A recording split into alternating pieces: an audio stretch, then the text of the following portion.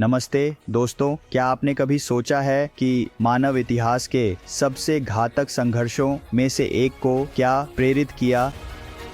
पहली विश्व युद्ध, जिसे अक्सर महान युद्ध कहा जाता है, ने दुनिया को हमेशा के लिए बदल दिया। लेकिन इस वैश्विक आपदा का कारण क्या था? आज हम पहली विश्व युद्ध की ओर ले जाने वाले जटिल घटनाओं की लहर में गहराई से उतर रहे हैं। आइए बड़े चित्र से शुरू करते हैं। यूरोप 20वीं सदी की शुरुआत में यह एक बड़े बदलाव का समय था, जब साम्राज्य शक्ति और प्रभाव के लिए लड़ रहे थे। महाद्वीप एक शक्ति के ढोल की तरह था, बस एक चिंगारी का इंतजार कर रहा था जो इसे भड़का दे। सबसे पहले हमारे पास राष्ट्रवाद है। देशों को अपनी पहचान पर गर्व था और वे अपनी प्रभुत्व को स्थापित करना चाहते थे।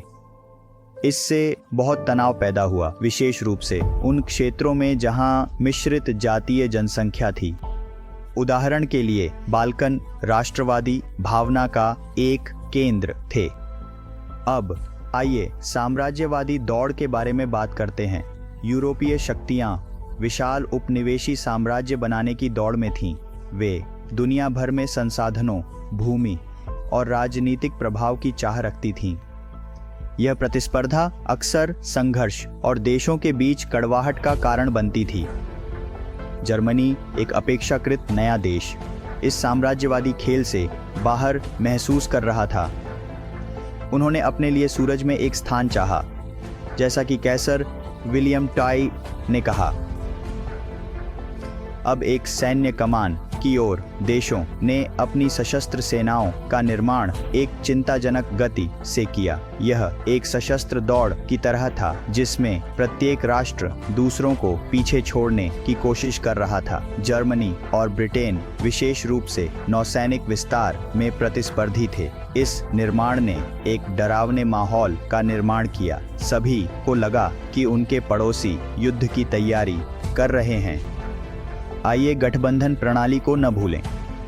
यूरोप दो मुख्य खेमों में विभाजित था।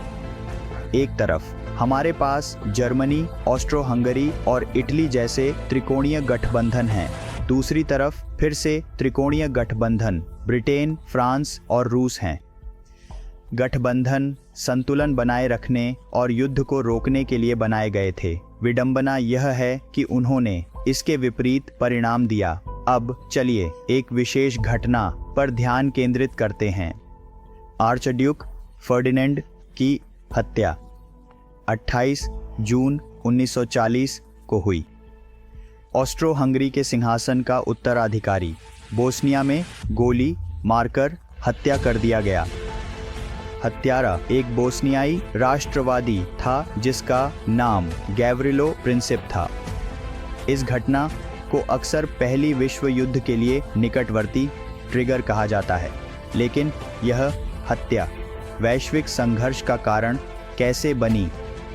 यह सब उन गठबंधनों पर निर्भर करता है जिनके बारे में हमने पहले बात की थी। ऑस्ट्रो हंगरी सर्बिया को हत्या के लिए दोषी ठहराती है और युद्ध की घोषणा करती है। रूस ने सर्बिया के साथ गठबंधन किया और अपने दोस्तों की रक्षा के लिए अपनी सेनाओं को जुटाया। जर्मनी ऑस्ट्रो हंगरी का समर्थन करते हुए रूस और फ्रांस के खिलाफ युद्ध की घोषणा करता है। ब्रिटेन जो फ्रांस और रूस के साथ जुड़ा हुआ था, संघर्ष में खींचा गया। यह एक श्रृंखला प्रतिक्रिया की तरह था, जिसमें एक के बाद एक देश लड़ाई में शामिल होते गए। आइए एक पल के लिए जनमत की भूमिका पर विचार करें। यूरोप में कई लोगों ने शुरुआत में युद्ध का स्वागत किया। हवा में देशभक्ति की भावना के साथ एक उत्साह का अनुभव था। कुछ लोग उस आतंक और तबाही को नहीं समझते जो आगे आने वाली थी।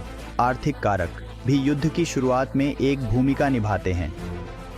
औद्योगिक विकास ने नए आर्थिक शक्तियों का निर्माण किया था। देश बाजारों और संसाधनों के लिए प्रतिस्पर्धा कर रहे थे। यह आर्थिक प्रतिद्वंद्विता मौजूदा तनावों में और वृद्धि कर रही थी। हमें सामाजिक विकास के प्रभाव का भी उल्लेख करना चाहिए। यह विचार डार्विन के विकास के सिद्धांत को मानव समाजों पर लागू करता है। कुछ नेताओं का मानना था कि युद्ध राष्ट्रीय श्रेष्ठता साबित करने का एक स्वाभाविक तरीका था। यह खतरनाक सोच युद्ध को अनिवार्य और यहाँ तक कि वांछनीय बनाती है।